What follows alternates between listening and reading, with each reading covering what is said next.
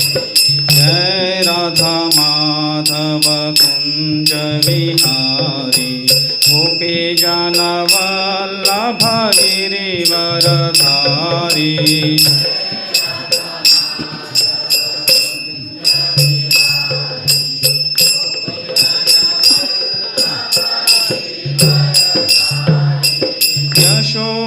यशोदानंदन व्रज जन रंजन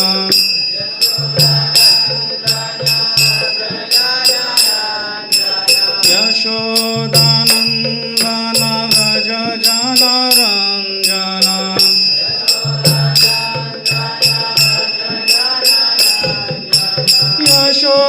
यशोदानंदन व्रज जन रंजन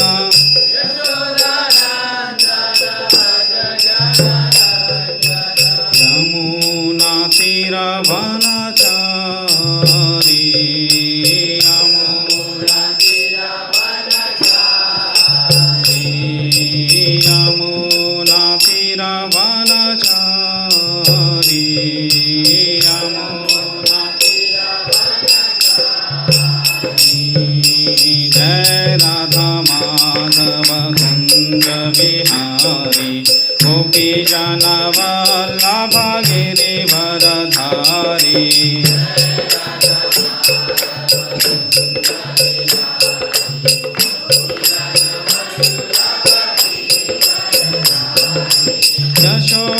यशोदानंदन व्रज जन रंजन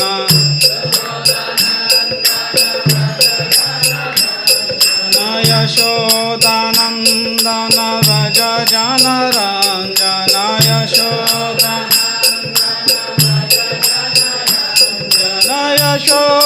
यशोदानंदन व्रज जन रंजन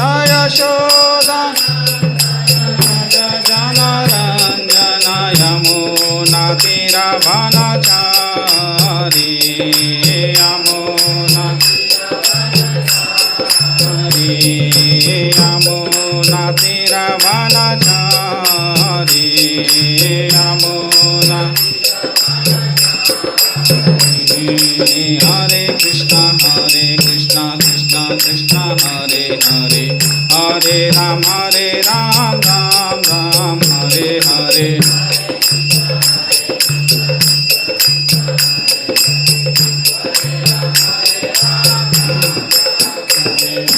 हरे कृष्णा कृष्णा कृष्णा हरे हरे हरे राम राम राम हरे हरे हरे कृष्णा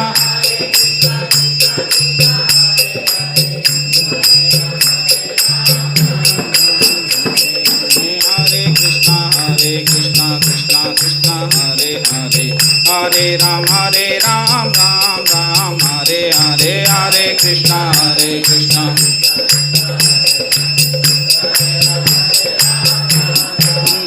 जय राधा गोपीनाथ राधे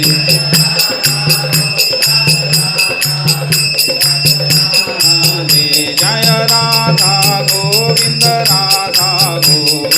राधे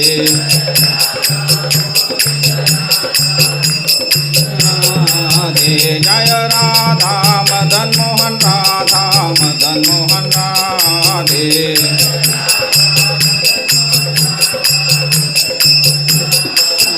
जय कृष्ण बलराम जय वृंदावन धाम राम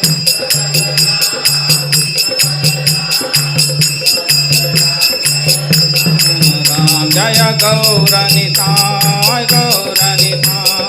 गौरनिताय श्री गौरानिताय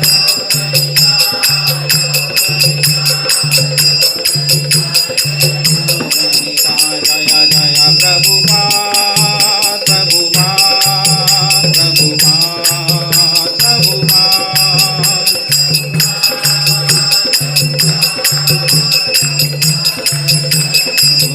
जय जय गुरुदेव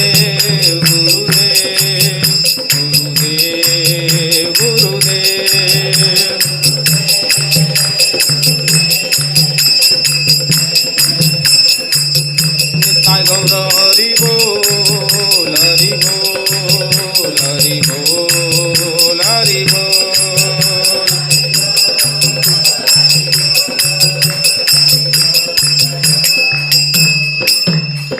वाञ्छाकल्पतरुभ्यश्च कृपा सिन्धुभ्येव च पतितानां पावनेभ्यो वैष्णवेभ्यो नमो नमः. अनंत कोटि वैष्णव वृंद की जय. वैष्णव ठाकुर की जय.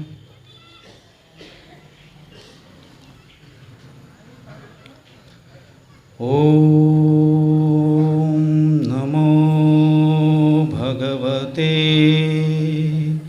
वासुदेवाय.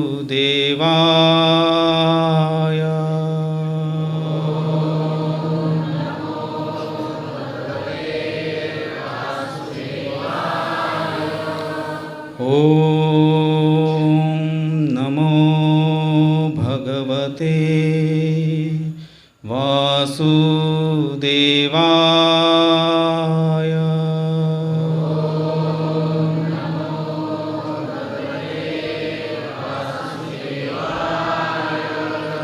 ओम नमो भगवते वासुदेवाय.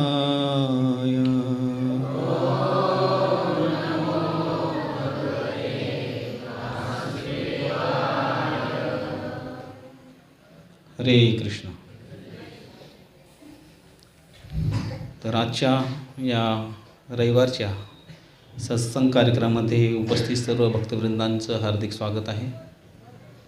जसं आपण पाहत आहात स्क्रीनवर, आज आपण विषय घेतलेला आहे एकादशी महात्म्य. एकादशीचं गुणगान आपण करण्याचा आज इथं प्रयत्न करणार आहोत. त्याचबरोबर एकादशी म्हणजे काय आणि ते आपल्या जीवनामध्ये तिचं काय स्थान आहे हेही आपण पाहण्याचा प्रयत्न करणार आहोत.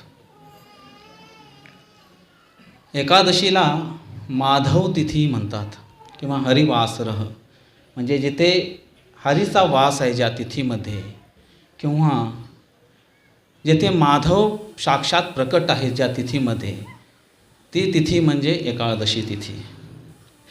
पद्मपुराणामध्ये युधिष्ठिर महाराज भगवान श्रीकृष्णांना प्रश्न विचारतात. काय विचारतात की सर्व व्रतांमध्ये सर्वश्रेष्ठ व्रत असं कोणतं आहे. जसं सर्व मंत्रामध्ये सर्वश्रेष्ठ मंत्र कोणता आहे, हरे कृष्ण महामंत्र. त्याचप्रमाणे जर व्रत घेतले तर त्या सर्व व्रतांमध्ये सर्वश्रेष्ठ असा व्रत कोणता आहे, उपवास कोणता आहे. आणि त्यावेळेला भगवान माधव भगवान श्रीकृष्ण सांगतात की हे युधिष्ठिर, सर्व व्रतांमध्ये जर सर्वश्रेष्ठ व्रत कोणता म्हणला तर तो आहे एकादशी. का तर एक सिंपल उदाहरण पाहिलं, आता श्रावणी सोमवार चालू होतील. बरेच भक्तगण श्रावणी सोमवार पालन करतात. शुक्रवारचं व्रत असतो, अनेक प्रकारचे व्रत आहे. महाशिवरात्री पालन करतो. परंतु हे व्रत नाही केले तर काय होतं का, आपल्याला पाप लागतं का कोणतं, कोणती इजा आहे का, नाही. कोणताही व्रत घ्या, तो पालन केला तर फायदा आहे, नाही केलं तर काही नुकसान नाही. परंतु एकादशी अशी आहे जी पालन केलं तर फळ आहेच, परंतु पालन नाही केलं तर आपलं फार मोठं नुकसान होतं. तर सर्व व्रतांमध्ये म्हणून सर्वश्रेष्ठ जर व्रत कोणतं आहे तर ती एकादशी आहे. म्हणून श्री प्रभुपाद म्हणायचे की एकादशी म्हणजे काय. तर एक सिंपल गोष्ट त्यांनी सांगितली. काय, फर्स्ट थिंग की नो ईटिंग, त्या दिवशी काहीही खायचं नाही. आता बरेच वेळेला असं होतं की ज्या वेळेला काही खायचं नाही किंवा काही कार्य करायचं नाही त्यावेळेला व्यक्ती काय करतो, जेव्हा काही कार्य नसतं, जसं आम्ही यात्रेमध्ये जातो, रेल्वेमध्ये 2-2-3 दिवस प्रवास असतो, त्यावेळेला सगळ्यांची तोंडं चालू असतात, काम नाही तर काहीतरी काम दिलं पाहिजे.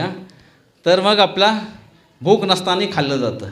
त्याचप्रमाणे आता खायचंच नाही तर काय करणार मग, आवडती गोष्ट झोपणार. तर प्रभुपाद म्हणतात नो स्लीपिंग. एकादशीला खायचं नाही, झोपायचंही नाही. मग करायचं काय, तर श्री प्रभुपादांनी सांगितलं आहे ऑनली चॅन्टिंग, केवळ जप करायचं आहे, केवळ हरिनाम घ्यायचं आहे. आणि मग एकादशी व्रत पालन करणाऱ्यामध्ये वेगवेगळे स्तर आहेत. हे स्तर आपण पहिल्या समजून घेऊया. पहिला स्तर आहे तो निर्जल. 100% 100% एकादशी म्हणजे ती एकादशी दशमीला सुरू होते. म्हणजे दशमीच्या दुपारी तुम्ही प्रसाद घ्यायचा. त्यानंतर कोणताही प्रकारचं अन्न, कोणताही प्रकारची वस्तू मुखामध्ये गेली नाही पाहिजे. त्यानंतर दुसऱ्या दिवशी एकादशी पूर्ण निर्जल. त्यानंतर पारणा वेळ येते. पारणा वेळेच्या वेळेला प्रथम भगवंतांना भोग दाखवून वैष्णवांना त्याचा निमंत्रण करून त्यांना आग्रहाने प्रसाद अर्पण करून त्यांचं उच्चिष्ट ग्रहण करणे म्हणजे 100% एकादशी. तर 100 पैकी किती मार्क मिळणार? 100 मिळणार. ही आहे निर्जल एकादशी. एखादा म्हणून मला शक्य होत नाही, मग थोडं कन्सेशन दिलेलं आहे. काय कन्सेशन आहे? तर तुम्ही मग जलपान करा, सजल करा, पाणी पिऊन करू शकता. एखादा म्हणाल पाणीही जमत नाही, तर त्यामध्ये थोडं आणखीन कन्सेशन, 10 मार्क कमी झाले तुमचे, 90वर आला समजा. पाणीही नाही जमत तर थोडं फ्रूट ज्यूस वगैरे घ्या, म्हणजे जलपानप्रमाणेच अजून 10 मार्क कमी झाले, चला 80वर आला. एखादं म्हणाल तेही जमत नाही आम्हाला, मग काय करणार? फल घ्या, म्हणजे सफल होईल एकादशी. अशीही आणि तशीही. तर फल ग्रहण करू शकता. हे झाले पहिले लेवल्स. याच्यानंतर मग तुम्ही तुमची खिचडी साबुदाण्याची घ्या, वरीची घ्या. मग जसे संत म्हणलेत, खाऊन खाऊन मरा पण एकादशी करा. तर मग तुम्ही इत्यादी इत्यादी इत्यादी वस्तू ग्रहण करू शकता. परंतु जर टॉपमोस्ट एकादशी व्रताचं पालन करायचं आहे, जे आपल्या आचार्यांनी केलेलं आहे, ते म्हणजे दशमीपासून ते द्वादशीपर्यंत हा उपवासाचा आहे. परंतु एवढंच नव्हे, आत्ता ही एवढं आपण करायची तयारी आमची मानसिकता होते का? नाही होत. निर्जल कसं राहणार? परंतु येणाऱ्या पुढच्या क्लासमध्ये आता आपण जी चर्चा करणार आहोत, जी मी फायदे सांगणार आहे, ते ऐकून कदाचित शेवटपर्यंत तुमचं मन दृढ होईल की आम्ही निर्जल एकादशी करू. परंतु हे समजून घेण्यासाठी आपल्याला आपल्या आचार्यांचे आशीर्वाद हवेत. तर त्यांना प्रार्थना करू आणि आपण या प्रवचनाला सुरुवात करू. ओम अज्ञानतिमिरान्धस्य ज्ञानाञ्जनशलाकया चक्षुरुन्मीलितं येन तस्मै श्रीगुरुवे नमः. सर्वांनी म्हणायचे. श्री चैतन्य मनोभीष्टं स्वयं रूप कदा मह्यं ददाति स्वपदान्तिकं. वन्देऽहं श्रीगुरो श्रीयुतापद्कमलं श्रीगुरून् वैष्णवांश. श्रीरूपां साग्रजातां सहगना रघुनाथान्वितां तां सजीवं साद्वैतं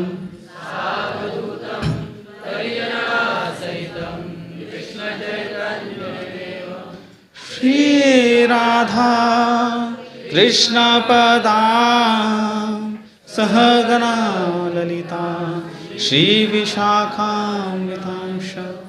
नमो ॐ विष्णुपादाय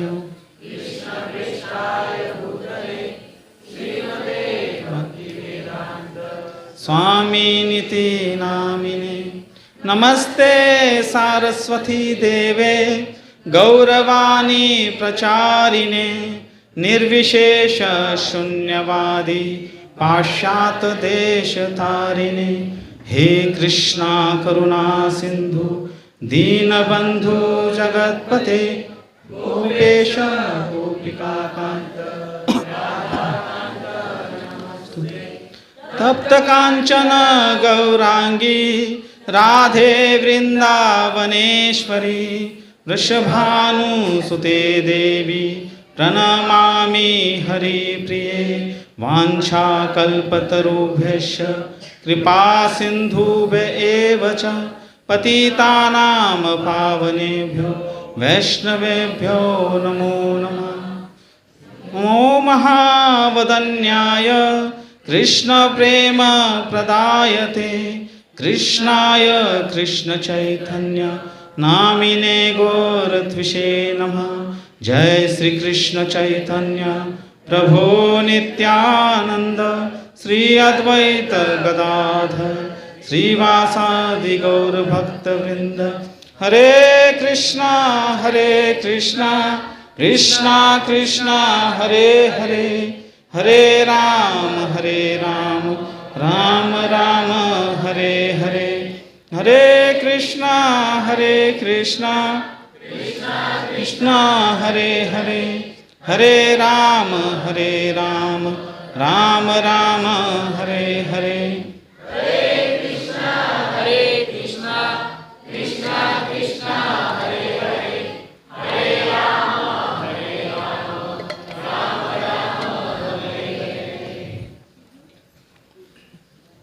हरे कृष्ण। तर एकादशी म्हणजे काय? एकादशीची जर व्याख्या करायची झाली तर त्याच्याच नावामध्ये एकादशीचा अर्थ रोपलेला आहे. एक म्हणजे एक आणि दशी म्हणजे 10, म्हणजे 1 आणि 10, आणि उप म्हणजे जवळ आणि वास म्हणजे बसणे.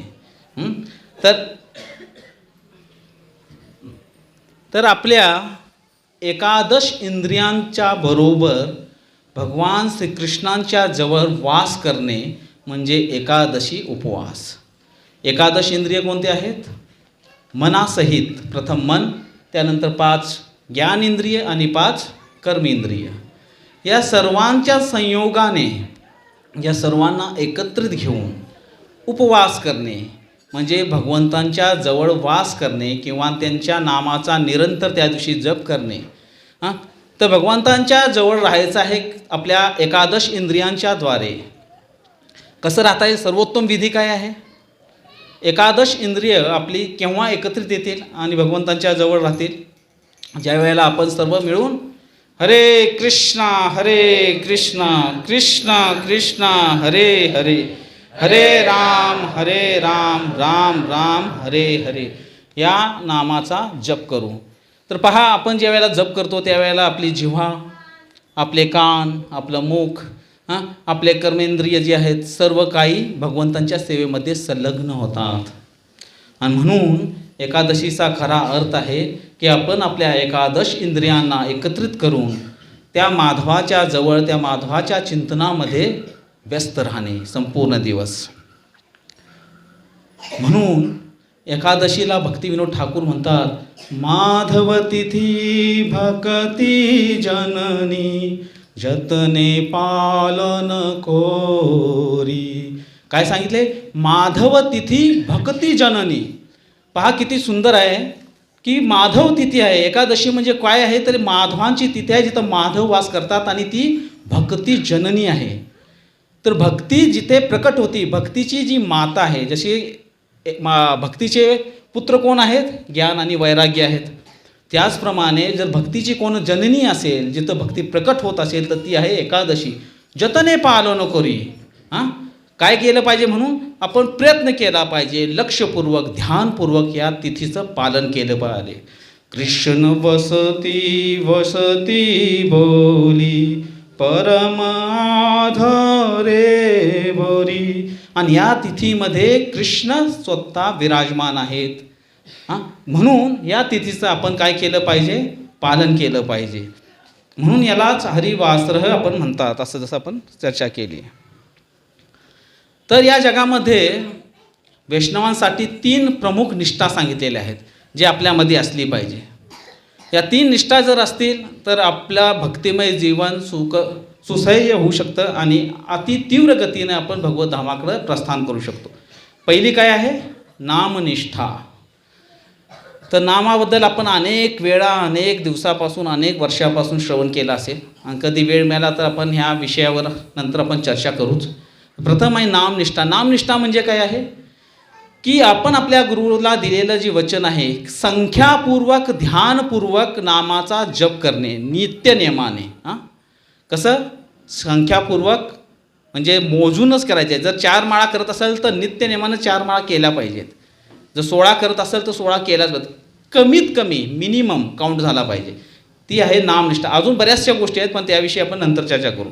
दुसरी निष्ठा आहे काय? तुलसी निष्ठा. मागच्या आपण वेळी चर्चा केलेली आहे, 2 लेक्चर घेतले होते तुलसी महाराणीचे. तुलसी निष्ठा म्हणजे काय की विदाऊट तुलसीला सोडून मी कशाचाही स्वीकार करणार नाही. म्हणून पहा, जेव्हा गुरु आपल्याला दीक्षित करतात, आपल्याला तुलसीद्वारे आपला शृंगार करतात. अक्षरशः कसं, आपल्या हातामध्ये तुलसी माला देत आहेत, गळ्यामध्ये तुलसी कंठी देत आहेत, माथ्यावरती आपण तुलसी तिलक धारण करतो, 12 अंगावर आपण तिलक धारण करतो. तर तुलसीशिवाय आपण कोणतेही कार्य करत नाही. तुलसीशिवाय कोणत्याही गोष्टीचा स्वीकार न करणे, ते आहे तुलसी निष्ठा. आणि नंतर जी येते ती आहे एकादशी निष्ठा, ज्याविषयी आज आपण चर्चा करणार आहोत. तर एकादशी निष्ठा म्हणजे नो ग्रेन्स ऑन एकादशी. हा मिनिमम पाळलंच पाहिजे. ग्रेन्स घेतलं तर संपलं, मग एकादशी झालीच नाही.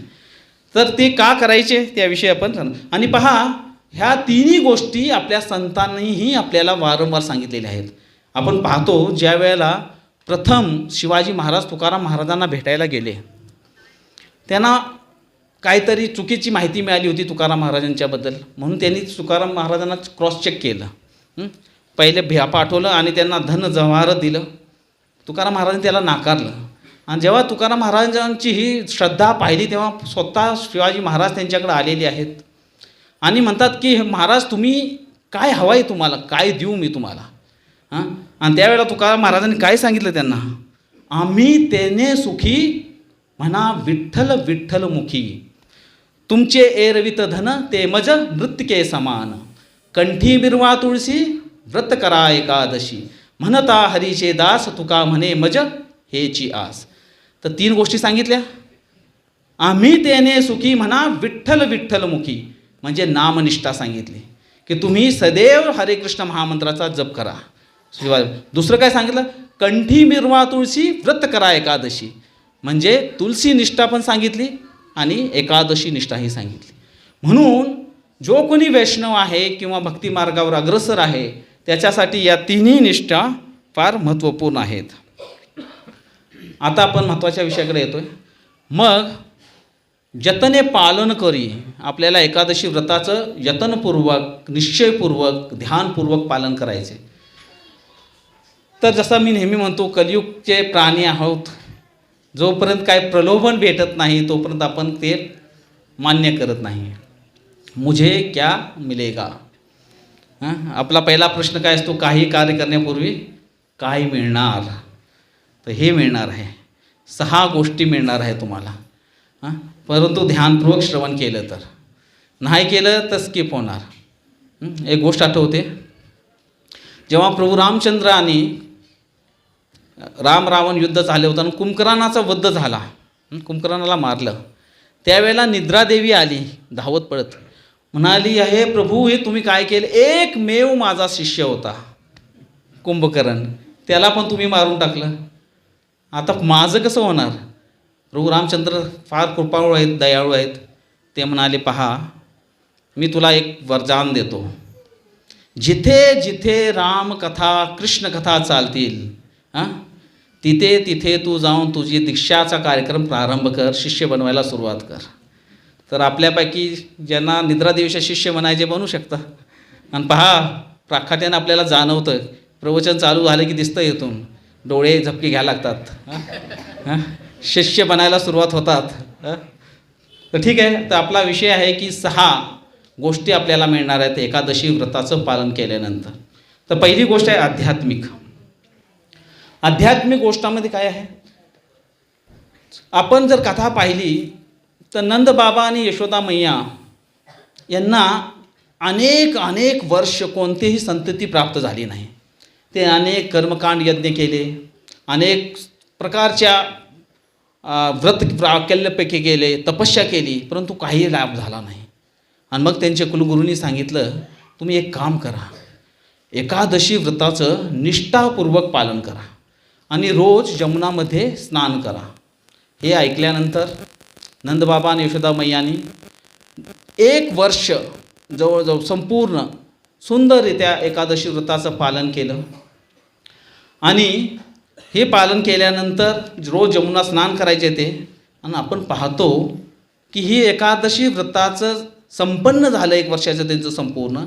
आणि आकाशातून एक निळा प्रकाश प्रकट झाला, जो नंदबाबांच्या हृदयामध्ये प्रवेश करतो आणि नंतर यशोदा मैयाच्या गर्भामध्ये जातो आणि त्यांना असा सुंदर बालक प्रकट होतात. कोण? श्रीकृष्णचंद्र. म्हणून आचार्य सांगतात, जर आपल्या हृदयाच्या गर्भामध्येही जर आपल्याला माधवांना प्रकट करायचं असेल तर आपण निष्ठापूर्वक एकादशी व्रताचं पालन केलं पाहिजे. दुसरी गोष्ट पाहतो आपण की अंबरीश महाराज जे एकादशी व्रताचे आचार्य मानले जातात. या अंबरीश महाराजांनी जेव्हा एकादशी व्रताचं पालन केलं, 1 वर्ष संपत आलेलं होतं, शेवटची एकादशी होते आणि त्यावेळेला दुर्वासा मुनी तिथे येतात. आल्यानंतर 10,000 शिष्यांसोबत तिथं आलेले आहेत आणि ते म्हणतात की मला प्रसादाला आता पारणाची वेळ आहे, थोड्या वेळानं प्रसाद घ्यायचा. ते म्हणतात मी स्नान करून येतो. दुर्वासा मुनी स्नान करायला जातात आणि तिथेच त्यांना वेळ लागतो. इथं पारणाची वेळ आलेली आहे. आपण सर्वांना माहिती आहे की एकादशीचं पूर्ण फळ प्राप्त करायचं असेल तर आपण त्या विंडो पिरियड असतो त्या वेळेतच आपण तिला सोडली पाहिजे. आणि त्या वेळेला वेळ जात आहे म्हणून ह्यांचा निर्जल उपवास असायचा. कारण 100% लोक आहेत ते, आपल्यासारखी 20-30% नाही. परंतु राधाराणी कृपाळू आहे, 33% पण पास होतात. त्यामुळे आपलं चाललं आहे गाडी. तर 100% एकादशी व्रताचं पालन करणारे अंबरीश महाराज, तर ते म्हणले की मग दुर्वासा मुनींचं ऐकायचं, त्यांचा मान महत्त्वाचा का एकादशींचा. तर सर्व वैष्णव आचार्याने सांगितलं की एकादशीला आपण महत्त्व दिलं पाहिजे. आणि म्हणून मग त्यांनी काय केलं, त्यांना सल्ला देण्यात आला की तुम्ही जलपान करा, पाणी ग्रहण करा, जेणेकरून एकादशीचा उपवास तुटेलही आणि तुटणारही नाही. तर म्हणले ठीक आहे. त्यांनी थोडंसं आचमन केलं. दुर्वासा मुनी तिथे आले. आपण सर्वांना माहीत आहे दुर्वासा मुनीच्या ज्या जिभेच्या टोकावर क्रोध आहे, जिथं आशीर्वाद आहे तिथं क्रोधही आहे. अत्यंत क्रोधित होऊन त्यांनी आपल्या जटामधून एक केस सापटला आणि एक महाविक्राळ राक्षस प्रकट झाला, जो अंबरीश महाराजांना मारणार आहे.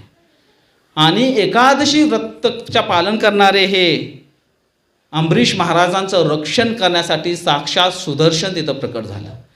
तत्क्षणी त्या राक्षसाचा त्यानं वध केला आणि ते दुर्वासा मुनीच्या दिशेने वळालं.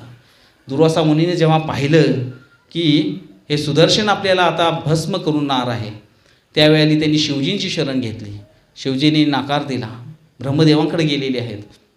आणि मग शेवटी ते वैकुंठात जातात.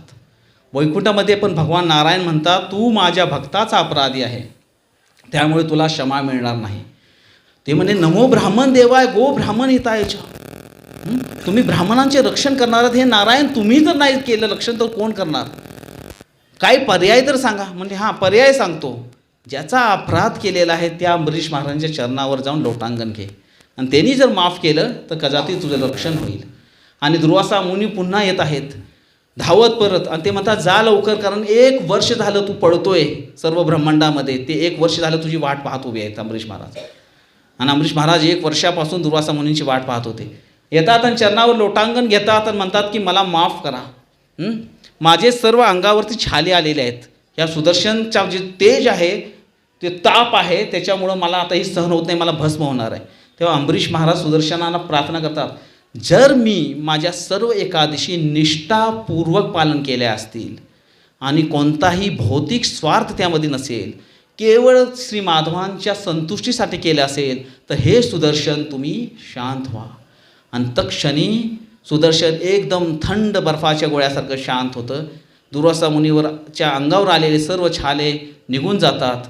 आणि ते म्हणतात, आणि त्यावेळेला अंबरीश महाराज म्हणतात की मी माझ्या एकादशीचं सर्व एकादशींचं पुण्य ह्या दुर्वासा मुनीला द्यायला तयार आहे. म्हणतात सर्व द्यायची गरज नाही, 1 जरी दिलं तरी ते परिपूर्ण आहे. आणि दुर्वासा मुनींचं रक्षण होतं. सांगायचा उद्देश हाच आहे की आध्यात्मिक जगतामध्ये आध्यात्मिक लाभ काय आहे? जो कोणी एकादशी व्रताचं पालन करतो, भगवंत स्वतः त्याचं रक्षण करत असतात प्रत्येक क्षणाला.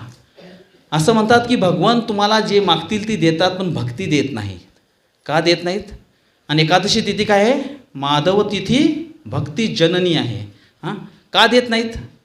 कारण जर भक्ती दिली तर काय म्हणतात भगवंत, अहम भक्त पराधीन, मी भक्तांच्या अधीन आहे. आणि म्हणून नंदबाबांचे चप्पल ते आपल्या डोक्यावर घेऊन पळत येत आहेत. म्हणून आपल्या भक्तांसाठी ते काहीही करायला तयार आहेत. मग भगवान सर्व काही देतात पण भक्ती द्यायला मागत नाही. परंतु एकादशी तिथी अशी आहे जी निष्ठापूर्वक करेल तिथं भक्ती तुम्हाला मिळणारच. तर आहे आध्यात्मिक लाभ. दुसरा आहे शास्त्रामध्ये काय उल्लेख आहे. शास्त्रामध्ये जर आपण वाचन केलं तर आपल्याला काय कशा प्रकारे एकादशी पालन केली पाहिजे, तर एकादशी प्रकट का झाली हे समजल्यानंतर आपल्याला समजेल की एकादशी फार पूर्वी मूर नावाचा एक राक्षस होता. तो साक्षात पापाचं मूर्तिमंत उदाहरण, सर्व जगताचं पाप एकत्र आलं आणि हा मूर नावाचा राक्षस तयार झाला. आणि हा राक्षस होता कसा, अक्रार विक्रार. त्यानं काय केलं, त्यानं संपूर्ण 14 भुवनावर काबीज केलं. एक वेगळाच इंद्र निर्माण केला. इंद्राला त्याच्या जागेवरून हकलपट्टी केली. सूर्य वेगळा, चंद्र वेगळा, अग्निदेव वेगळे, पवनदेव वेगळे, सगळी देवी देवता पृथ्वीवर येऊन फिरू लागले. आणि त्यांनी नंतर महादेवांचा आश्रय घेतला. महादेवांना म्हणले की हे महादेव आमचं रक्षण करा, आम्ही असे पृथ्वीवर भिकाऱ्यासारखे फिरत आहोत, आमच्याकडे काही नाही. म्हणतात तुम्ही कुठं जायला पाहिजे, पुंडरीकाक्ष भगवंतांकडे जावा, ते जगन्नाथ तुमचे रक्षण करतील. आणि मग ते नारायणाकडे आलेले आहेत. श्वेतदीप येथे येथून सुंदर सुंदर प्रार्थना करतात आणि भगवंत प्रसन्न होतात. म्हणतात की काय समस्या काय आहे तुमची. ते म्हणतात की जो ब्रह्माचाच पुत्र आहे, तालजंग नावाचा हा राक्षस आहे, त्याचा ब्रह्माचा जो पुत्र आहे त्याचाच मुलगा हा मूर नावाचा राक्षस आहे. आणि यानं सर्व काही सृष्टीची व्यवस्था बदललेली आहे आणि आम्हाला त्राही करून सोडलेलं आहे. त्याचं पापाचरण एवढं वाढलेलं आहे की आम्हाला आता राहणंही कठीण नाही. आणि मग भगवंत अत्यंत क्रोधिष्ठ होतात. सर्प आपले आयुध्य घेऊन चंद्रावती ही तिची नगरी असते तिथं ते येतात. आणि तिथं आल्यानंतर मग दोघांमध्ये घमासान युद्ध होतं. युद्ध झाल्यानंतर भगवंत बरेचशा त्याच्या असुर मित्रांना, असुर सेनाला संहार करतात. आणि भगवंत लीलाधर आहेत, सुंदर लीला करतात. आणि एकादशीला प्रकट करायचे आहे. भगवंत थकतात आणि बद्रिका आश्रममध्ये जातात. आणि तिथे सिंहवती गुफा आहे, आजही गेल्यानंतर ती गुफा मिळते आपल्याला बद्रीनाथमध्ये पाहायला. तिथं जाऊन 12 योजन लांब आणि एकच एंट्री आहे त्या गुफेमध्ये. तिथं जाऊन पहुडतात. आणि हा मूर राक्षस शोधत असतो भगवंतांना. तिथं नारदजी येतात, कळीचा नारद म्हणतो आपण, काहीतरी लीला घडायची असते की नारद म्हणजे येतात. आणि ते सांगतात की तेथे आहेत लपलेले तुझे शत्रू. आणि हा मूर राक्षस तिथे जातो आणि भगवंताला पाहतो आणि म्हणतो की अरे हा युद्ध करून इथं येऊन लपलेला आहे, ह्याला मारलं पाहिजे असा विचार त्याच्या डोक्यामध्ये येतो. तत्क्षणी भगवान नारायणाच्या दशांगामधून एक देवी प्रकट होती आणि तात्काळ त्या मूर राक्षसाचा वध करते. आणि सर्वकडून सृष्टीमधून पुष्पवृष्टी होऊ लागते, जय जयकार होऊ लागतो. भगवान नारायण म्हणतात की काय झालं, हे काय चाललेलं आहे. आणि त्यावेळेला त्यांच्यासमोर ही देवी प्रकट होते आणि म्हणते की मी तुमच्या दशांगातून उत्पन्न झालेली आहेत. एकादश अंगातून. एकादश अंग म्हणजे कोणते, मन आणि 5 कर्मेंद्रिय आणि 5 ज्ञानेंद्रिय. तर भगवान फार प्रसन्न होतात. म्हणतात की तू माझ्या एकादश अंगातून प्रकट झाली म्हणून तुझं नाव असेल एकादशी. आणि त्या एकादशी कोणती एकादशी आहे, ज्याची उत्पन्न एकादशी, जी मार्गशीर्ष महिन्याच्या शुक्ल पक्षामध्ये येते. ही एकादशीच्यावर भगवान फार प्रसन्न झालेले असतात. तिनं तिचा मूर राक्षसाचा का प्रसन्न झाले माहीत आहे. भगवंतांना काय करायचं आहे. म्हणजे सेवक हा कसा असतो पहा, फार तत्पर असतो. आपल्या मालकाला काय पाहिजे ही सेवकाला आधीच कळतं, जो प्रामाणिक सेवक असतो. ज्या क्षणी त्या मूर राक्षसाला वाटलं की आपल्या शत्रूला मारायचे, त्या क्षणी ही देवी प्रकट झाली. म्हणून भगवान फार प्रसन्न झाले की फार सर्वोत्तम सेवक आहे. म्हणतात तुला काय वर देऊ मी. ते म्हणते की मला एकच वर द्या की जो कोणी माझ्या या एकादशी व्रताचं निष्ठापूर्वक पालन करेल त्याचे सर्व पाप नष्ट होतील आणि त्याला भक्ती मिळेल. म्हणून माझं नाव काय आहे, तिचं नाव माधवती ती भक्ती जननी. आणि मग प्रश्न असा येतो की एकादशीच्या दिवशी अन्न का ग्रहण करायचं नाही.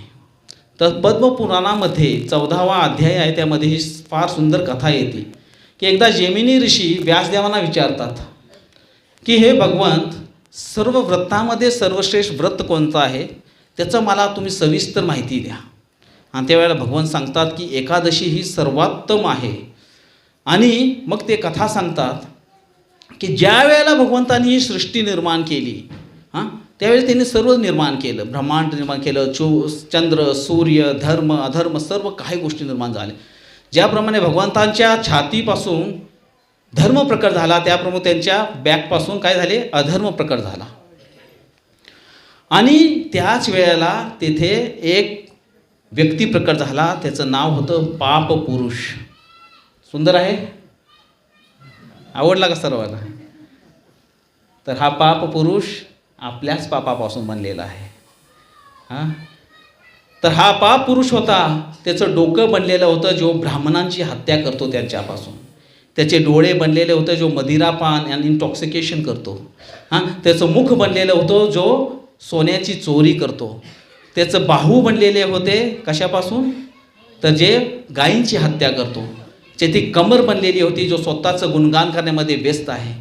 त्याची जंघा बनलेल्या होत्या जो गुरुद्रोही आहे. पहा, गुरुद्रोही म्हणजे काय, आपल्या गुरूंच्या आज्ञांचं पालन न करणं. जर आपण आपल्या गुरूंना वचन दिलेलं आहे की 16 माळाचा जप करेन, 4 नियमांचं पालन करेन आणि सतत सेवेमध्ये राहीन, आणि आपल्याकडून होत नसेल तर आपण ह्या पाप पुरुषाची कोण आहे, जंघा आहे. तर हे आपलंच प्रतीक आहे, आपलंच पाप समोर उभं आहे. आज दिसतंय अकरार विकरार, परंतु आपणच आहोत ते. हां, तर हा पाप पुरुष प्रकट झालेला. तर भगवान नारायण म्हणाले की अरे हे पाप पुरुष पण आला. तर म्हटले ठीक आहे, ह्याची सेवा त्याला नेऊन दिली. आणि त्यावेळेला त्यांनी यमराजांना पण प्रकट केलं. यमराजांची उत्पत्ती झाली, म्हणजे एक नरक असेल, व्यवस्था करत गेले. बघून म्हणजे हे झालं हे झालं, ठीक आहे, जे पापी असतील त्यांच्यासाठी नरक असेल, नरकामध्ये यमराज जी असतील, सर्व शासन व्यवस्थित चालेल, अशा प्रकारे सर्व व्यवस्था झाली. परंतु आता एकादशी देवी प्रकट झालेली आहे आणि ती म्हणते माझ्या तिथीमध्ये जो व्यक्ती निष्ठापूर्वक उपवास करेल त्याचे सर्व पाप नष्ट होतील. आणि तो जर पाप नष्ट झाले तर हा व्यक्ती पण नष्ट होणार. तो म्हणले भगवंता तुम्हीच बनवलेला आहे, मी पण तुमच्या सृष्टीचा एक भाग आहे, माझं रक्षण करा. भगवंत म्हणले ठीक आहे, कृपाळू आहेत भगवान, सर्वांचे रक्षण करतात, काय करायचं. म्हणजे मला पण काहीतरी वर द्या. तर ठीक आहे, एकादशी दिवशी तू अन्नामध्ये वास करशील आणि जो कोणी त्या दिवशी अन्न ग्रहण करेल तुझा शिकार होणार. हां, आणि तू कायम राहणार. आणि आज आपण पाहतो कलियुगाच्या प्रभावामध्ये किती लोक आहेत जे एकादशी व्रताचं पालन करतात. त्यामुळे हा पाप पुरुष मोठा मोठा अकरार विकळा होत चाललेला आहे. तर ही म्हणून एकादशीच्या दिवशी नो ग्रेन्स, कोणत्याही प्रकारचं आपण अन्न ग्रहण नाही केलं पाहिजे, नाहीतर अनेकविध पाप लागतात. हे जे नरकांचं वर्णन आहे ना, इथलं तुम्ही काय केलं नसेल ना तरी एकादशी दिवशी अन्न ग्रहण केलं की यातलं एक अंश आपल्याकडे येणार आहे. हां, बोनसमध्ये कधी कधी मिळतात ना, फ्री गिफ्ट्स मिळतात, तसं एकादशीला हे फ्री गिफ्ट्स आहेत आपल्याला, पॅकेज मिळणार जर अन्न ग्रहण केलं तर. म्हणून एकादशी एवढी पवित्र पावन आहे की जर पालन केलं तर काय होतं आहे, आपल्याला काय मिळतं आहे, भक्ती मिळते, भक्तीची जननी आहे. आणि पालन नाही केलं तर हा नरकवास पण आहे. सायंटिफिक तर वैज्ञानिक कारण, आज आपण वैज्ञानिक युगामध्ये आहे आणि आपण भक्त पण आहोत. तर ही ध्यानपूर्वक पहा, ऐका. तुम्ही जर लोकांना सांगितलं एकादशीचं व्रताचं पालन करा कारण त्या दिवशी अन्नामध्ये पाप पुरुष राहतो आणि तुम्हाला पाप लागेल, तर फट नॉनसेन्स. हे काय सांगता तुम्ही, आणि त्याच दिवशीच राहतो. 10व्या दिवशी 12व्या दिवशी नाही, एकादशीलाच राहतो पाप पुरुष आणि त्या दिवशीच आम्हाला पाप भोगायला लागेल, मान्य नाही करणार. मग काय सांगायचं, वैज्ञानिक कारण सांगायचं.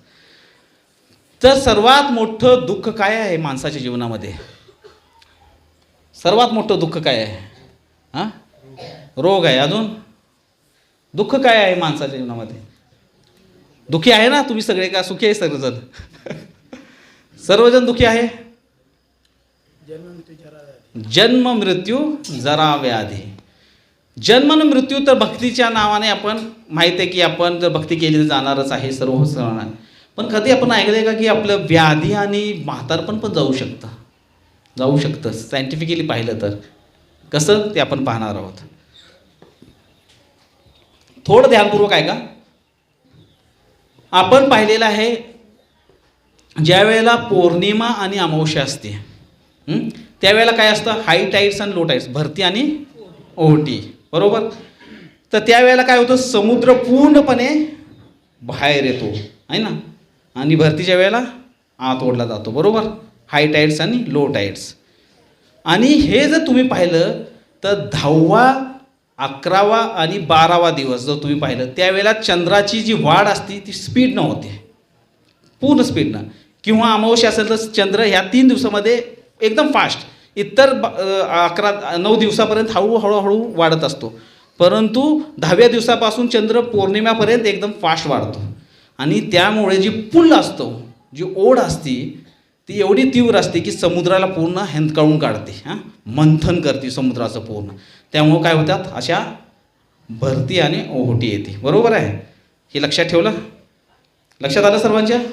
आता पहा, मनुष्याचं जे शरीर आहे त्यामध्ये पाणी किती टक्के आहे? जर आपण पाहिलं तर ब्रेनमध्ये 75, ब्लडमध्ये 83%, हार्टमध्ये 79, बोन्समध्ये 22, मसल्समध्ये 75, लिव्हरमध्ये 85, किडनीजमध्ये 83.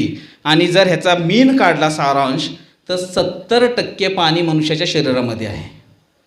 आता विचार करा, जो चंद्र समुद्राला हेंदकाळून काढतो तो आपल्या शरीरामध्ये काय करत असेल? चंद्राची शक्ती माहिती आहे ना, चंद्रामुळेच आज अन्नधान्यामध्ये जो रस आहे ती चंद्र देत आहे. तर जो चंद्र आपल्या शरीरामध्ये समुद्राला हेंदकाळतो तर 70% आपल्या शरीरामध्ये पाणी आहे. तर आपल्यामध्ये काय होत असेल तर काय होतं माहीत आहे? तर 10व्या 11व्या दिवशी 3 गोष्टी घडतात मनुष्याच्या शरीरामध्ये. एक तर नवीन रोग उत्पत्ती होती त्या दिवशी, डिसीज ॲपियर्स. काय होतात? नवीन रोग उत्पन्न होतात.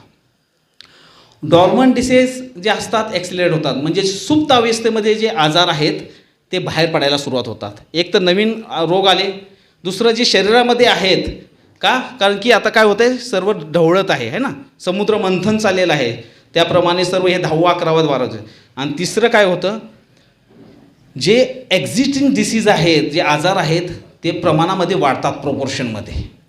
आणि म्हणून मेडिकल सायन्स ही प्रूव्ह करतं की जास्तीत जास्त मृत्यू जी आहेत ती 10व्या 11व्या आणि 12व्या दिवशी होतात. जर तुम्ही पाहिलं तर की मॅक्झिमम लोक जी मरतात दवाखान्यामध्ये ती कोणता दिवस असतो? एक तर 10वा असेल, एक तर 11वा किंवा 12वा. मॅक्झिमम म्हणतोय मी, सरासर नाही सांगत. तर ह्याचा अर्थ असा आहे की आपल्या शरीरामध्ये हे प्रकार का घडतो. आणि आता सायंटिफिक रिजन पाहूया की प्रॉपर्टी ऑफ ग्रेन्स काय आहे. कडधान्य काय करतात? जास्तीत जास्त पाण्याला आपल्यामध्ये सामावून घेतात, रिस्ट्रेन करतात पाणी. आता जर आपण 10व्या 11वा 12व्या दिवशी तिन्ही दिवस भरपूर खात असो तर शरीरामध्ये पाण्याचं प्रमाण पण तेवढंच राहणार आणि त्यामुळं आजार पण जास्त राहणार. जे आजार आहे ते जास्त वाढणार आणि जे वाढणारे आजार आहे ते मृत्यूकडे घेऊन जाणार. आलं लक्षात?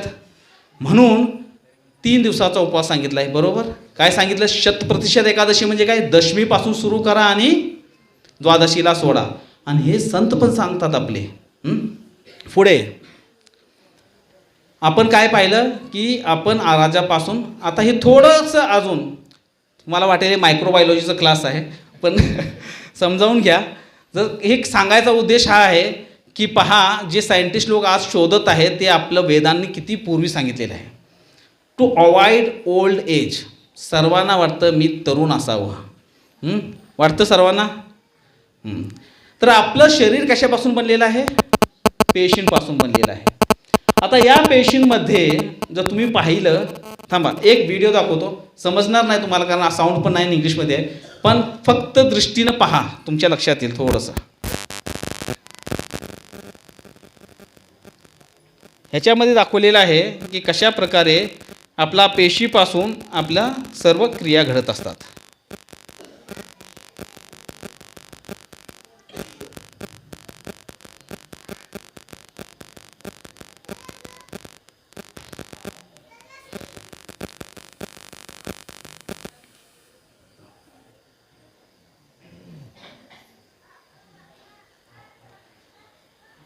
तर ह्या सेल्स आहेत, ह्या सेलपासून हा क्रोमोझोम तयार होतो आणि ह्याच्यापासून मग DNA तयार होतो आणि ज्याच्यापासून ही सर्व सायकल तयार होते आणि ही सायकल जी आहे ही पुढे पुढे चालत राहते आणि ह्याच्यापासून हा DNA स्ट्रेन तयार झालेला आहे.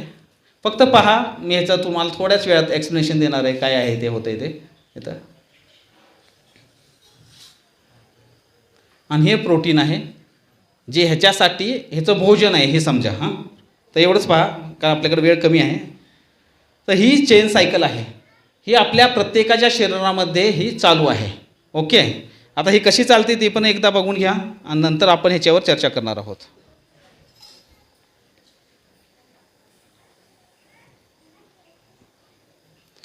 तर हे अविरतपणे आपल्या शरीरामध्ये ह्या पेशी, हा DNA मेसेंजर, हा स्ट्रेन्स, हे सर्व असं चालू राहतं हां, मृत्यू येईपर्यंत. ही प्रक्रिया भगवंतानी सुंदररित्या बोवून ठेवलेली आपल्या शरीरामध्ये, मॅनेज करून ठेवलेली आहे. ओके, आता पाहूया आपण पुढचं. आता या स्लाईडकडे येऊया. तर सायंटिस्ट काय म्हणतात पहा, की हा जो क्रोमोझोम आहे किंवा DNA मेसेंजर आहे, त्याला खाली जे दिलेलं आहे त्याला म्हणतात टेलोमेर, TELOMER. हां, तर सायंटिस्टनी पहिला दावा केला की भगवंत नाहीत. का? कारण की हे जो टेलोमर आहे ह्याला मध्ये कोणतेही इन्फॉर्मेशन नाही, म्हणजे कोणतेही माहिती नाही. DNAचं काम काय आहे? माहिती गोळा ठेवणे. आपल्या जसं आपलं हार्ड डिस्क असतं ना कम्प्युटरमध्ये जर हे डिस्क असेल तरच चालणार ते, बरोबर. त्याचप्रमाणे आपल्याला मध्ये पण हार्ड डिस्क सॉफ्टवेअर सगळं टाकलेलं आहे. तर हा नो इन्फॉर्मेशनचा सेल का बनवला भगवंतानी? भगवंत जर परिपूर्ण आहेत तर त्यांनी DNA सुद्धा परिपूर्ण बनवायला पाहिजे होता. त्यांनी हा टेलोमर का बनवला, ज्याला जंक DNA म्हणतात, ते का बनवलं? म्हणजे हां, नंतर त्यांनी संशोधन केले, म्हणजे अरे नाही, या टेलोमरचं एक फार महत्त्वाचं कार्य आहे. काय कार्य आहे? की आता आपण पाहिलं की डुप्लिकेशन होतं. हां, सेल पेशीपासून पेशी, पेशीपासून पेशी बनत चाललेले आहेत ना. तर काय करतं हे टेलोमर जे आहे ती इन्फॉर्मेशनला एक कवर देतं, ज्याच्यामुळे इन्फॉर्मेशन रिव्हेल होत नाही, बाहेर पडत नाहीत. हां, पहिलं. आणि दुसरं, जर हे इन्फॉर्मेशन बाहेर पडलं, डुप्लिकेशन जेव्हा होतंच, म्हणजे एका सेलपासून दुसरी पेशी, दुसरी, तिसरी, चौथी अशी बनते ना पेशी, तर ती पेशी बनत असताना जर ती टेलोमर नसेल तर ते सेल एकमेकांवर ओव्हरलॅप होणार. आलं लक्षात? मग ते म्हणले की ह्याचं काम काय आहे की प्रोटेक्शन देणं, म्हणजे चांगली गोष्ट आहे. तर ह्या दोन गोष्टी त्यांना कळालं. हां, आणि मग ते म्हणले की भगवंतानी ही सुंदर अशी रचना केलेली आहे. तर आता त्यांचं म्हणणं आहे की मग त्यांनी दावा केला की मनुष्य हा अमर होऊ शकतो, बरोबर. सायंटिस्टने दावा केला आहे का नाही? भविष्यामध्ये व्यक्ती अमर होईल. का दावा केला असं माहीत आहे? सायंटिस्टला आपण प्रभुपाद तर रास्कल म्हणायचे, मूर्ख म्हणायचे, पण खरोखर मूर्ख नाहीत. भगवंतांचे संशय, जे काही प्रतिभा दिसतात ते भगवंतच आहेत. तर त्यांनी हा दावा का केला? कारण की cells go on for multiplication, for ever, कायमस्वरूपी मल्टिप्लिकेशन होत राहणार आहे. सेल्स कधीही थांबणार नाहीत. आणि जर सेल्सचं मल्टिप्लिकेशन थांबलं नाही तर मनुष्य मरणार कसा? कारण दर 7 वर्षाला आपलं सर्व शरीरातल्या पेशी बदलतात. सर्व काय बदलतं? नवीन शरीर. जसं लहानपणी देहिनोस्मिता देहे कौमारम यौवनम जरा. आपण पाहतो की या देहातून अनेक प्रवास करत आपण ह्यातपर्यंत पोचलो आहे. म्हणजे आपले कितीतरी पेशी बदललेल्या आहेत. मग मनुष्य आजारामर झालेला आहे. परंतु भगवंत चतुर आहेत, त्यांनी हा टेलोमर दिलेला आहे. तर सांगितलं काय की ज्या वेळेला डुप्लिकेशन होतं, ज्या वेळेला सेल्स तयार होतात, त्याच वेळेला ह्या टेलोमरमधला जपमाळ आहे का साक्षीमाळ सहित? दे बाळा जरा. त्याच वेळेला पहा, आता सांगतो मी. हे समजा DNA आपला, ही सायकल आहे, बरोबर आहे. आता हे आपला जप चालू झाला, आपला म्हणजे रिप्लिकेशन चालू झालेलं आहे. आपण असं करतो. ही जोपर्यंत जेव्हा आपण हिथं येतो त्यावेळेला या टेलोमरचा हे एक पीस पोर्शन कमी होतो. पुन्हा एक सायकल झाली, आपण बोलतो ना, एक माळ झालं की पुन्हा थोडंसं झालं की आपण पुन्हा एक टेलोमरचा पीस कमी होतो. पुन्हा एक राऊंड झालं की पुन्हा कमी होतो. अशा प्रकारे टेलोमरचा हा एक पोर्शन कमी होतो. शेवटी टेलोमर संपतो आणि माणूसही संपतो. आलं लक्षात? आता प्रश्न असा आहे, हे बघून चाललेलं आहे आपलं. तर याला सोल्युशन काय आहे सांगा? काय झालं पाहिजे? तर ह्या जो लॉस आहे, टेलोमरचं जे पीसेस आहेत आपण पाहिले, हे काय झालं पाहिजेत? कमी गेलं पाहिजे. आता समजा 4 जातात तर एक गेला तर आयुष्य वाढणार आहे, बरोबर आहे. किंवा जी सायकल फास्ट चाललेली आहे त्याचा रेट कमी केला तर म्हणजे एका तासाला आपण 2 तासामध्ये 16 माळा जप करतोय. हां, समजा 2 तासामध्ये आपण 64 माळा केल्या तर फास्ट होती आहे ना. पण 2 तासामध्ये एकच माळ केली तर, एक्झाम्पल एवढं चांगलं नाही पण एकच माळ केली तर आपलं आयुष्य वाढतंय ना. तर त्याचप्रमाणे मग त्यांनी शोध लावला की ह्याचा रेट जर कमी करायचा असेल किंवा हा पोर्शन जो आहे हा 4 जाते तिथं एकच जायला पाहिजे, तर त्यासाठी काय केलं पाहिजे, त्यांनी संशोधन केलं की हे रेट जर आपल्याला कमी करायचं असेल तर त्याचा कॅलरी इनटेक कमी केला पाहिजे. जसं आपण पाहिलं ना, प्रोटीन्सपासून सेलला त्याला ऊर्जा मिळते, म्हणजे कॅलरीज कमी केल्या पाहिजेत. मग त्यांनी काय केलं, एक सिस्टीम बसवली, त्याच्यामध्ये प्रयोग केला आणि काही लोकांना त्यांचा आहाराचा 25% भाग कमी करायला सांगितला आणि त्यांना अमेझिंग रिझल्ट मिळाला. रेट कमी झाला. हां, टेलोमरचे पीसेस जेवढे जात होते तेवढे जात होते, पण रेट कमी झाला. वा, पण एक प्रॉब्लेम आला की हे लोकांना फार अशक्तपणा वाटू लागला. आणि त्यानंतर त्यांनी अनेक प्रयोग केले आणि शेवटी एक कन्क्ल्युजन काढलं.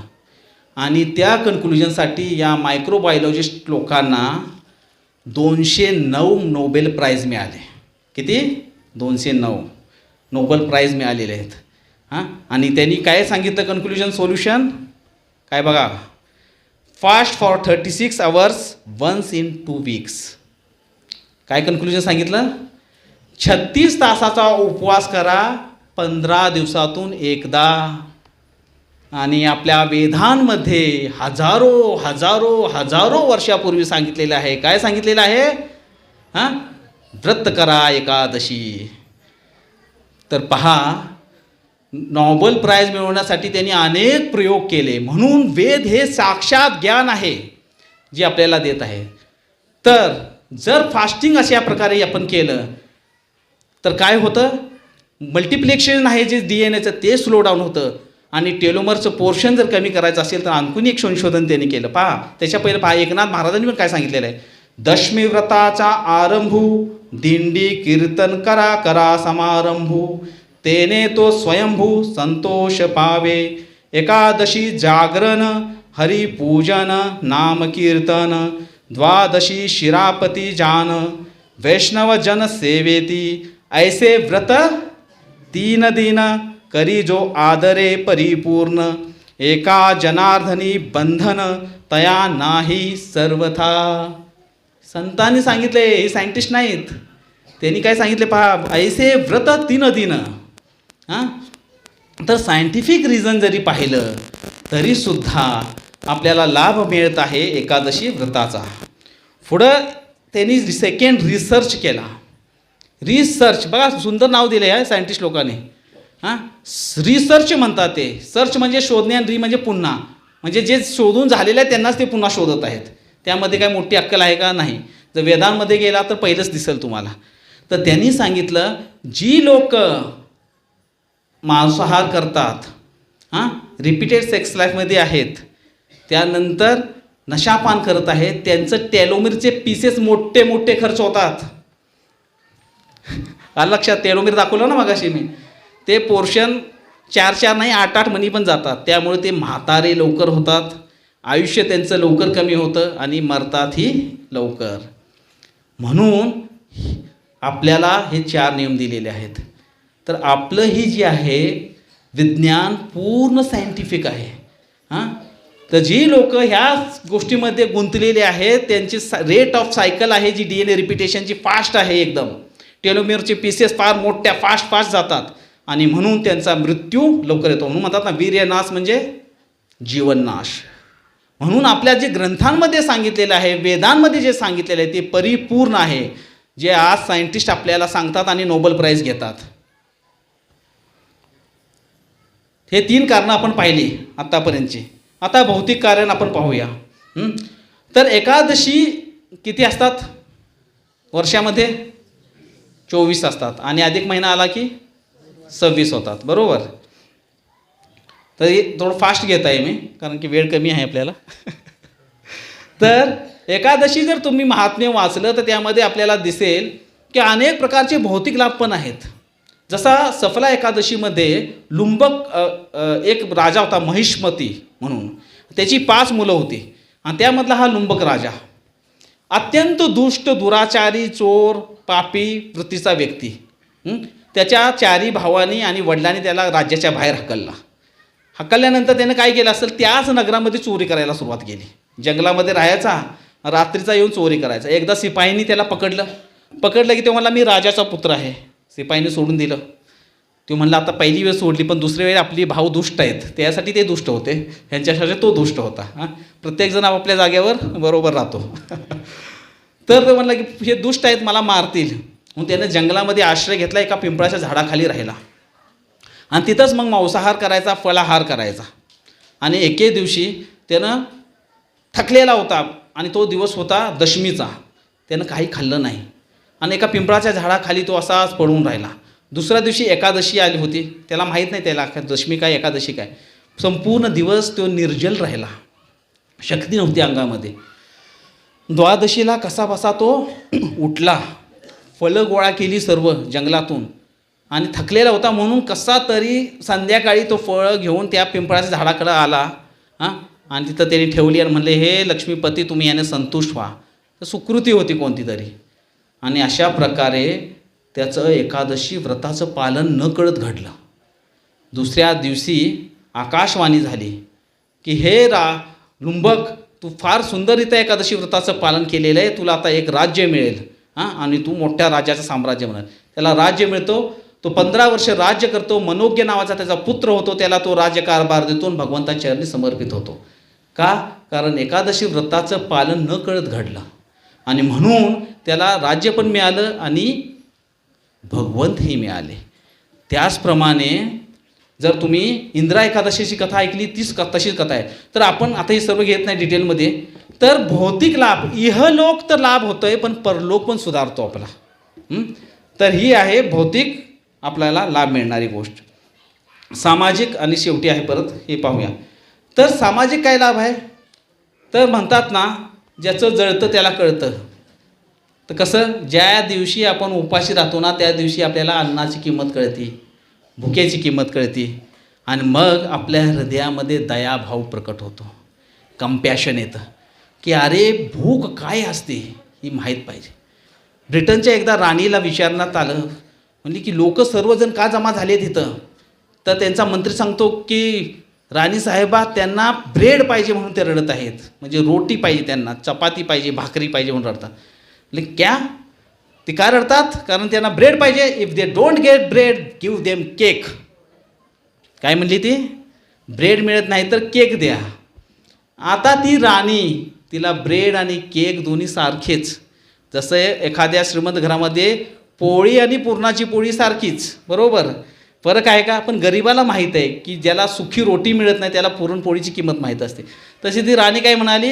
If they don't get bread give them cake. त्याचप्रमाणे जोपर्यंत आपण उपाशी राहत नाही, आपल्याला अन्नाची किंमत कळत नाही. तर एकादशीच्या दिवशी ज्यावेळेला आपल्याला उपवास घडतो त्यावेळेला आपण म्हणतो की कंपॅशन हृदयामध्ये येतं. एकदा भक्तिसिद्धांत सरस्वती ठाकूर महाराज निघाले होते आणि त्यांच्यावर त्यांचा एक गृहस्थ शिष्य होता. एक भिकारी आला आणि ते म्हणलं की मला काहीतरी द्या.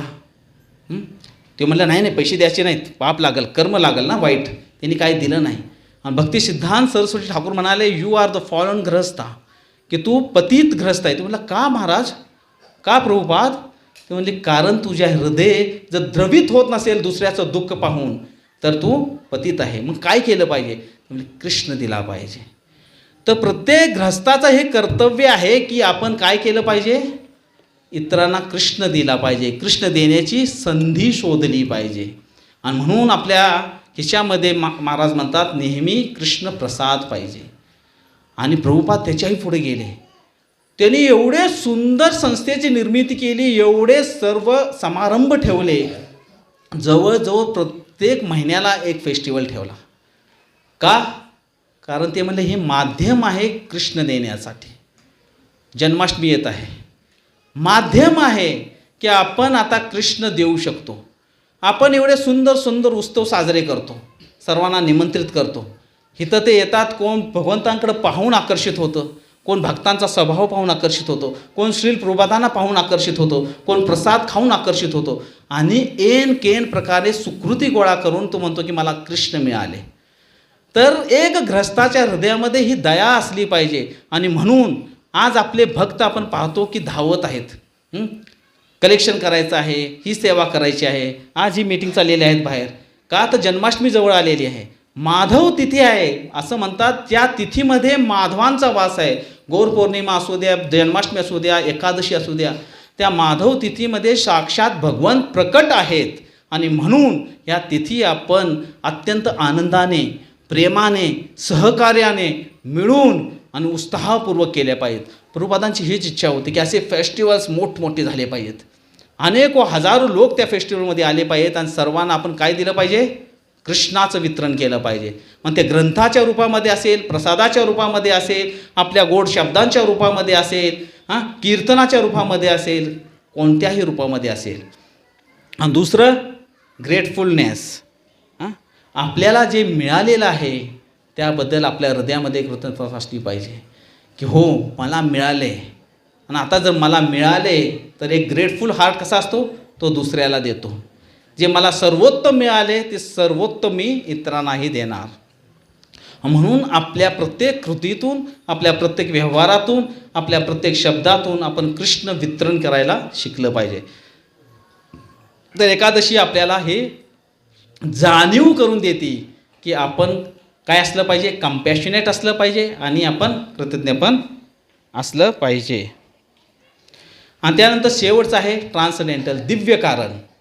आत्तापर्यंत जे आपण पाहिलं, सायंटिफिक कारण पाहिली आपण, त्यानंतर भौतिक कारणं पाहिली एकादशी करण्याचं, पण त्या सर्वांच्या परी जी कारण आहे ते आहे दिव्य कारण. भक्ती रसामृत सिंधूमध्ये रूप गोस्वामी सांगतात की भक्तीचे जे 64 अंग आहेत त्यामध्ये एकादशी व्रताचं पालन करणं ही महत्त्वपूर्ण आहे. आपण एकादशी व्रताचं पालन निष्ठापूर्वक केलं पाहिजे. कशासाठी केलं पाहिजे? Because is pleases the Lord of my heart. कारण हे माझ्या हृदयातील जे गौर सुंदर आहेत त्यांना प्रसन्न करणार आहे. माधव तिथी भक्तिजननी जतने पालन करी. का? कारण ही तिथीचं पालन करून माझे भगवंत प्रसन्न होणार आहेत. हा भाव सर्वोत्तम भाव आहे. ह्याला 100% एकादशी पालन व्रत म्हणतात. की मी जर एकादशी पालन केलं तर मला काय मिळणार आहे हे महत्त्वपूर्ण नाही. तर काय महत्त्वपूर्ण आहे की भगवंतांना कसं वाटतंय, माधवांना कसं वाटते, माझ्या जनार्दनांना कसं वाटते, माझे गौर सुंदर प्रसन्न होतात का. म्हणून चैतन्य महाप्रभूही त्यांच्या मातांना सांगतात की हे माता तू एकादशी व्रताचं पालन करत राहा. हे दिव्य लीला आहेत भगवंताची. म्हणून भगवंतांनी प्रत्येक वेळेला जोर दिला की आपण काय केलं पाहिजे? एकादशी व्रताचं पालन केलं पाहिजे. हरिभक्ती विलासमध्ये सांगितले वय वर्ष 8 ते 80 पर्यंत प्रत्येकानं एकादशी व्रताचं पालन केलंच पाहिजे. आणि म्हणून महाराज पण म्हणतात पहा, faith is the symptom of love of God and surrender to him is the manifestation of that love. जर आपण म्हणतो की भगवंता मी तुझ्यावर खूप प्रेम करतो, एक तर श्रद्धा आहे म्हणून आपण इथं आलेलो आहे, बरोबर आहे. आणि आपण जर म्हणत असो की मी तुझ्यावर भगवंता प्रेम करतो, तर या प्रेमाचं काय आहे? साईन काय आहे? संकेत काय आहे? सरेंडर, शरणागती. मग जर आपण शरणागत होऊन सर्व काय केलं तर मग भगवान जर पाहतील की माझे भक्त एकत्र येतात आणि सुंदर ही जन्माष्टमी साजरी करत आहेत, माझे भक्त एकत्र येतात, प्रयत्न करत आहेत. महत्त्व हे नाही की आपण काय केलं, महत्त्व हे आहे की आपण कसं करतोय. म्हणून ज्या वेळेला आपण पूर्ण निष्ठेने ह्यामध्ये उतरू, आपले सरेंडरनेस दाखवू, त्यावेळेला हे होईल. म्हणून तुकाराम महाराज पण फार सुंदर म्हणतात पहा, ज्यासी नावडे एकादशी तो जित्ताची नरकवासी, ज्यासी नावडे हे व्रत त्यासी नरक तोही भीत. पहा, नरकसुद्धा घाबरतोय. का? कारण असे पाप पुरुष अनेक प्रकट होतील जर आपण एकादशीचं पालन नाही. ज्यासी मान्य एकादशी तो जित्ताची मुक्तवासी, ज्याशी घडे एकादशी जाने लागे विष्णुपासी, तुका म्हणे पुण्य राशी तोची करी एकादशी. एकादशी एवढी सहज नाही कुणीही पालन. पुण्यांच्या राशी लागतात तेव्हा ही एकादशी निष्ठा येते. 100% वाले तर आपल्याला 100% वाली एकादशी करायची आहे, त्यासाठी हे सर्व चाललेलं आहे. म्हणून भक्तिविनोद ठाकूर पण म्हणालेत, माधव तिथी भक्तिजननी जतने पालन कोरी, कृष्ण बोसती बोसती बोली परम अधरे बोरी. तर हेच भक्तिविनोद ठाकूर म्हणतात की ही माधव तिथी आहेत. कोण आहेत माधव तिथी? म्हणजे एकादशी, जन्माष्टमी, गौर पौर्णिमा. स्वतः भक्तिविनोद ठाकूर जेव्हा गौरसुंदरांचं मंदिर बांधायचं होतं ना, त्यावेळेला पेपरमध्ये न्यूज आली होती की ठाकूर जे मॅजिस्ट्रेट होते 1-1 रुपया गोळा करायसाठी फिरत आहेत. हां, प्रत्येकाच्या घरी जाऊन त्यांनी व्यक्तिगत 1-1 रुपया मागितला. आता तुम्ही 1 रुपया मागू नका, कारण ते त्या शतकातलं होतं, त्यावेळेला 1 रुपयाची किंमत फार मोठी होती. तर 1-1 रुपया त्यांनी गोळा केला. काय कारण होतं? कृष्ण द्यायचे आहे, जेणेकरून त्याचं जे धन आहे ते भगवंताच्या सेवेमध्ये लागेल. आणि म्हणून भक्तिविनोद ठाकूरांनी काय केलं, स्वतः पायी चालत जाऊन प्रत्येकाच्या घरामध्ये जाऊन 1-1 रुपया गोळा केला. म्हणून माधव तिथी भक्ती जननी असे फेस्टिवल आपण साजरे केले पाहिजे आणि कृष्ण देण्याचा विचार केला पाहिजे. तर इथं तुम्ही पाहिलं की आपण इथं आपल्या मंदिरामध्ये हे फेस्टिवल साजरे करतो. परवा मी पाहिलं, मी घरी आलो आणि तिथं आपल्या विजय गोपिका माताजी, गंभरे माताजी भेटल्या आणि त्यांच्या हातामध्ये पावती पुस्तक होतं. घरी गेल्यानंतर मी विचार करत होतो की माताजी गेल्या 20 वर्षापासून मी पाहतोय की त्यांनी कधीही जन्माष्टमीच्या दिवशी घरी बसल्या नाहीत. त्यांना काहीतरी औषध पाहिजे होतं, गुडघ्यांचा त्रास आहे त्यांना, परंतु आज गेली 20-22 वर्ष ते कलेक्शन करत आहेत. घरोघरी जाऊन घेत आहेत. अशाच त्यांच्यासारखे, मी सगळ्यांची नाव घेत नाही, कित्येक भक्त आहेत. म्हणून आज आपली ही संस्था टिकून आहे किंवा इथं हे सर्व काही घडत आहे.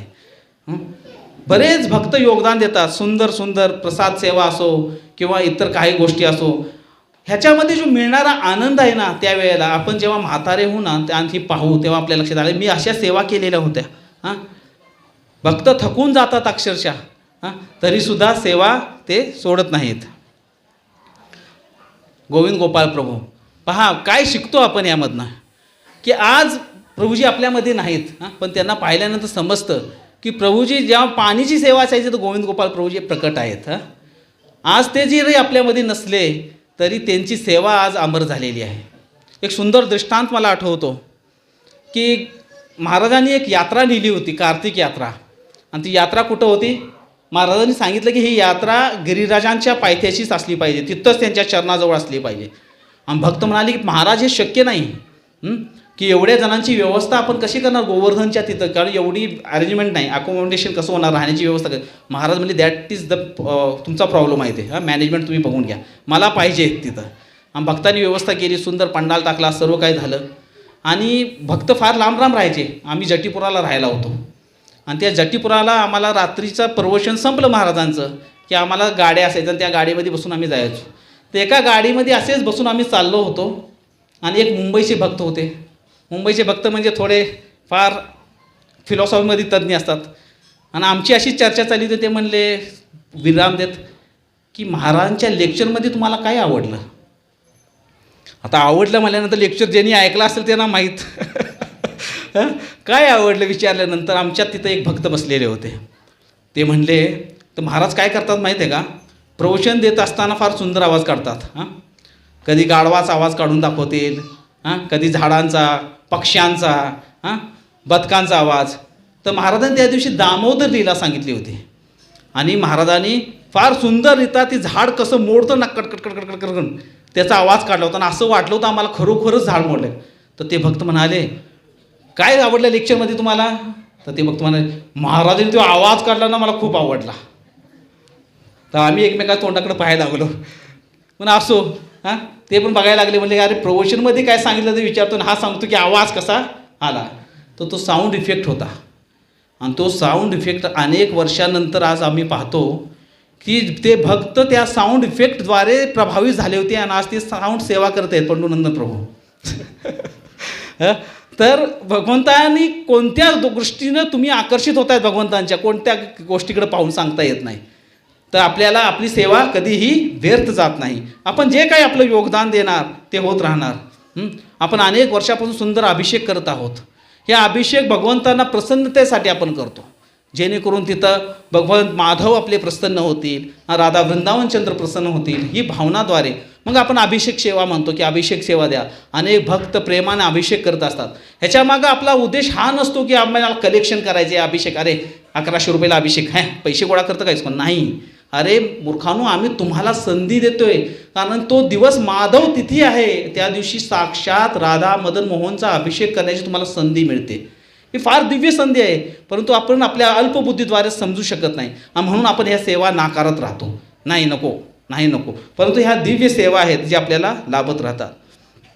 तिसरी गोष्ट मी समजलो की जी कोणी भक्त लहानपणापासून ह्या ह्यामध्ये विराजमान आहेत, आपण पाहतो सुंदर सुंदर, आज हीच भक्त जी आहेत, छोटी मुलं आज मोठी झालेली आहेत आणि सुंदर सुंदर सेवा करत आहेत. तर एक ही आठवणी असल्या पाहिजेत आपल्या भक्तिमय जीवनामध्ये की आपण कसं आपलं जीवन व्यतीत केलेलं आहे, कशा प्रकारे आपण सुंदर सुंदर भगवंतांचे हे कार्यक्रम संपन्न केलेले आहेत. आणि यामध्ये म्हणून प्रत्येक वेळेला प्रत्येक गोष्टीला आपला हा प्रयास असला पाहिजे की आपण सर्वोत्तमरित्या ह्या वर्षी जशी जन्माष्टमी झाली त्यापेक्षा कितीतरी पटीनं चांगली पुढची जन्माष्टमी झाली पाहिजे, त्याच्यापेक्षा आणखीन ग्लोरियस जन्माष्टमी त्याच्या पुढं झाली पाहिजे. तर ही ग्लोरीज वाढल्या पाहिजेत. आपण भगवंतांचा मान जेवढा वाढवायचा प्रयत्न करू तेवढाच आपला वाढणार आहे, कारण आपण त्यांच्याशी संबंधित आहोत. तर आपली संस्था आपण वाढणार आहे, आपण वाढणार आहोत आणि सर्व काही वाढत जाणार आहे. केवळ काय करायचे, तर आपण प्रयत्न करायचे, जतने पालन करी. काय पालन करायचे? प्रयत्नपूर्वक आपण प्रभुपादाने दिलेलं आहे ते जोपासायचं आहे आणि जन्माष्टमी इतक्या सुंदररित्या पालन करायचे. भगवंत म्हणले पाहिजे, अरे किती माझे भक्त प्रेमळ आहेत, किती आनंदाने हे साजरे करत आहेत. तर गेली 2 वर्ष आपल्याला ही संधी मिळाली नाही, ती ह्या वर्षी आपण दाखवून द्यायची आहेत. फार लवकरच जन्माष्टमी येत आहे, वेळ पण संपून झालेली आहे आणि कलेक्शन कसं करायचे त्याच्यावर सुंदर ड्रामा पण होणार आहे. तर आपण इथं थांबूया. एक आशा करतो की आज जी तुम्ही पाहिलं, जी तुम्ही ऐकलं, त्यातून तुमची एकादशी निष्ठा वाढली असेल आणि हेतून पूर्वक 100% एकादशी पालन करायचा प्रयत्न करा. नाही झाली निर्जल तर सजल करा, सजल नाही झाली तर सफल करा, सफलच्या खाली जाऊ नका. म्हणजे सफल होईल एकादशी. बोलो एकादशी महारानी की जय, श्री प्रभुपाद की जय, निताय गौर प्रेमानंदी.